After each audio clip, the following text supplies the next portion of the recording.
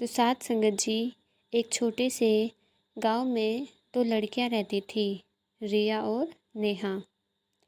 दोनों बहुत अच्छी सहेलियां थी, लेकिन दोनों की सोचें बिल्कुल अलग थी। रिया हमेशा अपनी ज़िंदगी से परेशान रहती थी। उसे लगता था कि उसके पास दूसरों की तरह सुख सुविधाएं नहीं हैं, इसलिए उसकी ज़िंदगी में खुशी नहीं है। वहीं दूसरी ओर नेहा हर छोटी से छोटी चीज़ के लिए परमात्मा का शुक्राना करती थी। एक दिन रिया ने नेहा से ऐसी बात कही जिसने दोनों की ज़िंदगी को एक नई सीख दी। रिया ने कहा, नेहा, आखिर कुछ लोगों की ज़िंदगी इतनी अच्छी क्यों होती है और हमारी ज़िंदगी में इतनी परेशानियाँ क्यों हैं? तभी नेहा मुस्कुराई और बोली, रिया, शायद परेशानी हमारी ज़िंदगी में कम नहीं है।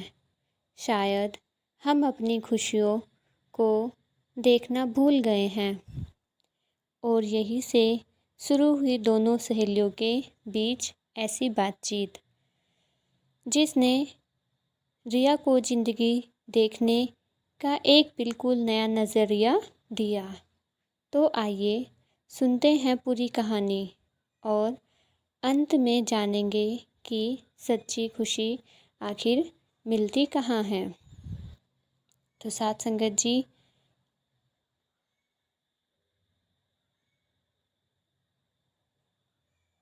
रिया ने नेहा से कहा, नेहा, एक बात पूछूं? नेहा ने कहा, हाँ रिया, पूछो। फिर रिया कहती है कि कभी कभी मुझे समझ नहीं आता, इंसान आखिर खुश क्यों नहीं रहता। जिसके पास कुछ नहीं है वो सोचता है कि मेरे पास पैसा आ जाए तो मैं खुश हो जाऊंगा। जिसके पास पैसा आ जाता है वो सोचता है कि अब बड़ा घर हो जाए तो खुशी मिलेगी।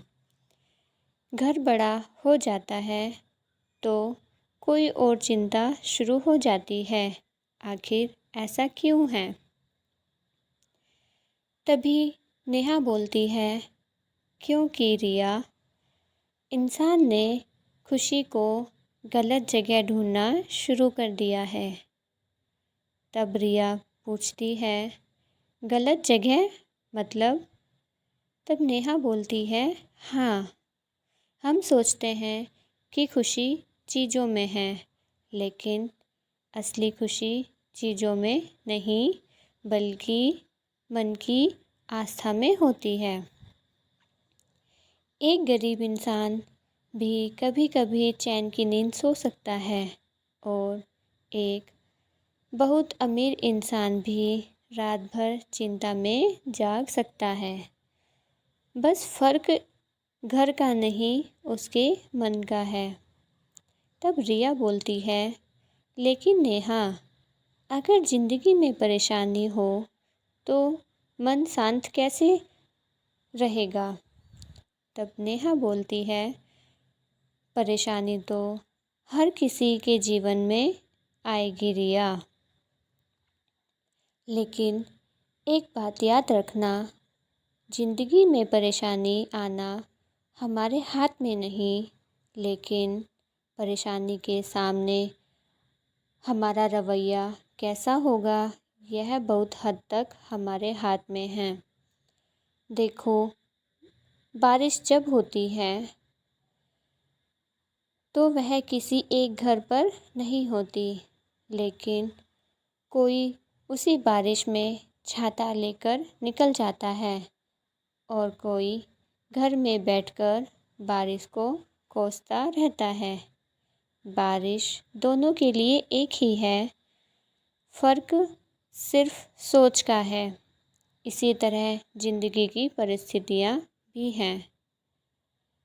तब रिया बोलती है, मतलब हमें परिस्थितियों से ज़्यादा अपनी सोच बदलनी चाहिए। तब नेहा ने कहा, हाँ बिल्कुल। और सबसे बड़ी बात पता है क्या है? हम अक्सर परमात्मा से कहते हैं, मेरी समस्या खत्म कर दो, लेकिन कभी यह नहीं कहते, मुझे इतनी शक्ति दे दो कि मैं समस्या के समय भी अपना विश्वास न खोऊं। तभी रिया बोलती है, ये बात तो सच में सोचने वाली है। फिर नेहा कहती है, और एक बात और सुनो, एक बच्चा जब चलना सीखता है तो कितनी बार गिरता है? तब रिया बोलती है, बहुत बार। फिर नेहा कहती है, लेकिन वह गिरने के बाद यह नहीं सोचता कि मैं चल ही नहीं सकता। वह फिर उठता है, फिर कोशिश करता है और फिर गिरता है और फिर से उठता है और एक दिन चलना सीख जाता है। तो हम बड़े होकर एक दो असफलताओं के बाद क्यों टूट जाते हैं? हम भूल जाते हैं कि गिरना अंत नहीं होता। कभी कभी गिरना हमें यह सिखाने आता है कि अगली बार संभल कर कैसे चलना है। तब रिया बोलती है, नेहा, आजकल एक और चीज़ बहुत परेशान करती है। लोग दूसरों को देखकर अपने जीवन से दुखी रहने लगते हैं। किसी के पास अच्छा घर है, किसी के पास अच्छी गाड़ी है, किसी की ज़िंदगी सोशल मीडिया पर बहुत अच्छी दिखाई देती है और फिर इंसान अपने जीवन को छोटा समझने लगता है। तब नेहा बोलती है, यही तो सबसे बड़ी भूल है रिया। तुमने कभी किसी पेड़ को दूसरे पेड़ से कहते सुना है, तुम मुझसे ज़्यादा ऊंचे क्यों हो? नहीं ना। हर पेड़ अपने तरीके से बढ़ता है। किसी पर फूल आते हैं, किसी पर फल, किसी की छाया लोगों के काम आती है। इंसान को भी अपनी यात्रा को दूसरे की यात्रा से नहीं तोलना चाहिए। किसी की ज़िंदगी देखकर अपनी ज़िंदगी की कीमत मत तय करो। तब रिया बोलती है, लेकिन मन तो तुलना कर ही लेता है। नेहा बोलती है, फिर मन को समझाना पड़ता है।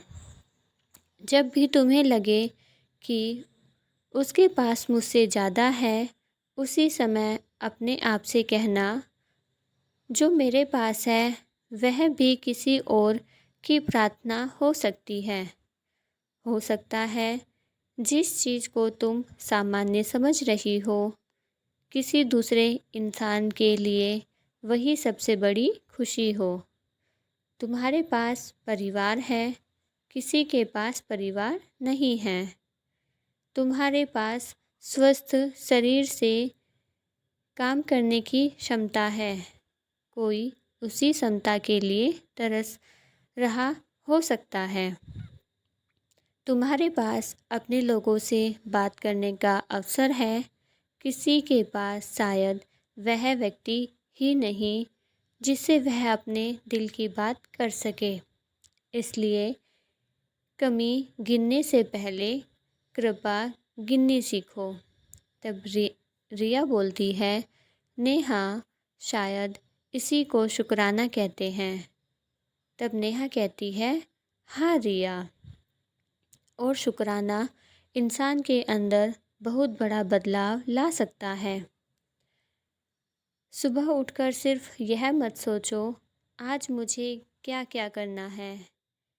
एक बार यह भी सोचो, आज मुझे एक और दिन मिला है, मैं इसका क्या अच्छा उपाय करूं।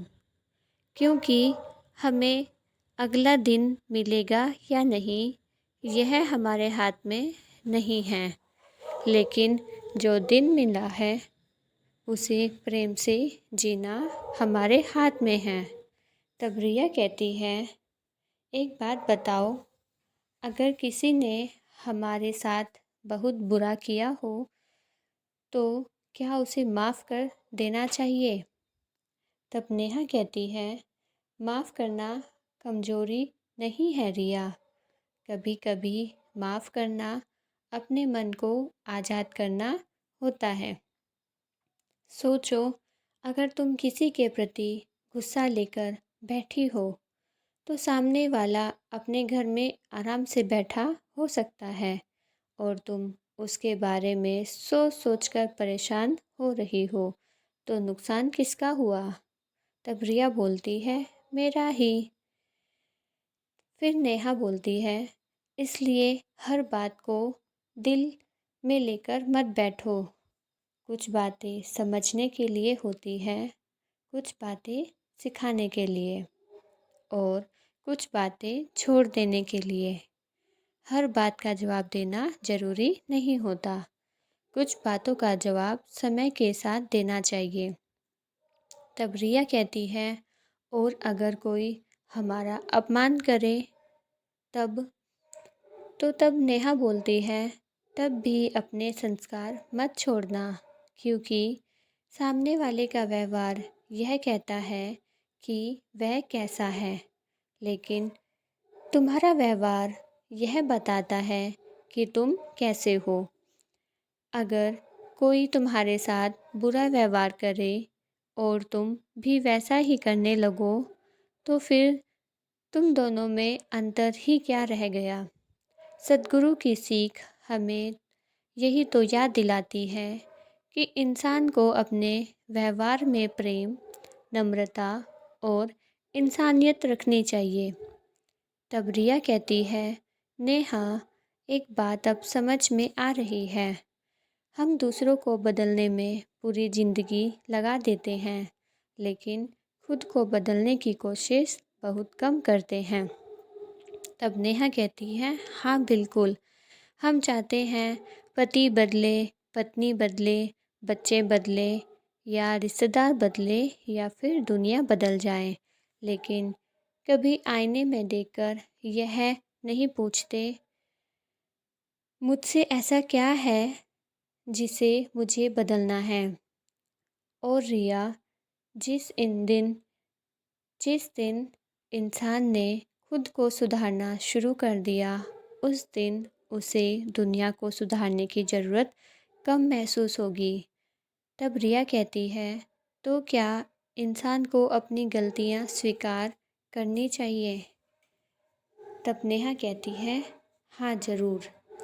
गलती मान लेना इंसान को छोटा नहीं बताता, बल्कि यह बताता है कि उसमें खुद को सुधारने की हिम्मत है। याद रखना, अहंकार कहता है मैं गलत हो ही नहीं सकता, और समझदारी कहती है मैं गलत था, अब मैं सुधार करूँगा। तब रिया कहती है, और परमात्मा को याद करने का सबसे अच्छा तरीका क्या है? तब नेहा कहती है, सिर्फ शब्दों में याद करना ही नहीं, अपने व्यवहार में भी परमात्मा को याद रखना। अगर हम सत्संग सुनते हैं लेकिन घर में किसी से प्रेम से बात नहीं करते, अगर हम भक्ति की बातें करते हैं लेकिन किसी ज़रूरतमंद की मदद नहीं करते, तो हमें अपने जीवन को भी देखना चाहिए, क्योंकि आध्यात्मिकता केवल सुनने की चीज़ नहीं है, उसे अपने व्यवहार में भी उतारना ज़रूरी है। तब रिया कहती है, यानी असली बदलाव तब होगा जब सत्संग हमारे कानों से निकलकर हमारे व्यवहार तक पहुँचेगा। तब नेहा कहती है, हाँ बिल्कुल, सत्संग सुनकर अगर हमारा गुस्सा थोड़ा कम हो जाए, हमारे शब्द मीठे हो जाएं, हम माता पिता का थोड़ा ज़्यादा सम्मान करने लगे किस किसी दुखी व्यक्ति को देखकर उसके दिल में दया आ जाए तो समझो कि सत्संग ने अपना असर दिखाना शुरू कर दिया। तब नेहा बोलती है, आज की एक बात तो मैं कभी नहीं भूलूंगी। तब नेहा बोलती है, कौन सी? तब रिया बताती है कि ज़िंदगी को बदलने के लिए हमेशा बड़ी चीज़ों की ज़रूरत नहीं होती। कभी कभी एक अच्छी सोच, एक मीठा शब्द, एक माफ़ी, एक शुक्राना और परमात्मा पर विश्वास इंसान की पूरी ज़िंदगी का रास्ता बदल सकता है। तब नेहा कहती है, बिल्कुल रिया, और जाते जाते एक बात हमेशा याद रखना, जिस दिन तुम्हारे पास शिकायत करने के 100 कारण हो, उस दिन शुक्राना करने का एक कारण ज़रूर ढूंढ लेना। जिस दिन कोई तुम्हें दुख दे, उस दिन अपने संस्कार मत छोड़ना। जिस दिन सफलता मिले, उस दिन अहंकार मत करना, और जिस दिन असफलता मिले, उस दिन उम्मीद मत छोड़ना। और जिस दिन ज़िंदगी का बहुत मुश्किल लगे, उस दिन परमात्मा से दूर मत जाना, क्योंकि सुख में परमात्मा को याद करना अच्छी बात है, लेकिन दुख में भी विश्वास बनाए रखना बहुत बड़ी बात है। तब रिया बोलती है, सच कहूँ नेहा, आज मुझे लग रहा है कि ज़िंदगी को बदलने के लिए बाहर बहुत कुछ बदलने की ज़रूरत नहीं है। शायद शुरुआत अपने अंदर से करनी है। तब नेहा कहती है, हाँ रिया, और शायद यही सबसे सुंदर शुरुआत है। अपने मन को साफ करो, अपने विचारों को अच्छा करो, रिश्तों में प्रेम रखो, किसी के लिए बोझ नहीं, सहारा बनो, और हर दिन यह सोचकर जियो, आज मेरे कारण किसी एक इंसान के चेहरे पर मुस्कान आ जाए। अगर हम इतना भी कर पाए तो हमारा जीवन केवल हमारे लिए नहीं, दूसरों के लिए भी सुंदर बन जाएगा। तब रिया कहती है, हाँ, आज इन बातों को सुनकर जीवन में बहुत से बदलाव आएंगे। तो साथ संगत जी, ज़िंदगी में सब कुछ हमारे मन के अनुसार नहीं होगा, लेकिन हम अपनी सोच, अपने शब्द और अपने कर्मों को बेहतर बनाने की कोशिश ज़रूर कर सकते हैं। परमात्मा से जुड़कर, प्रेम में रहकर और इंसानियत को अपने जीवन का हिस्सा बनाकर हम अपने जीवन को और सुंदर बना सकते हैं। तो साथ संगत जी, अगर आज की यह बात आपके दिल तक पहुंची हो तो इसे उस इंसान तक ज़रूर पहुंचाइए जिसे इस समय इसकी ज़रूरत हो। तो साथ संगत जी, बड़े प्यार से कहना, धन निरंकार जी।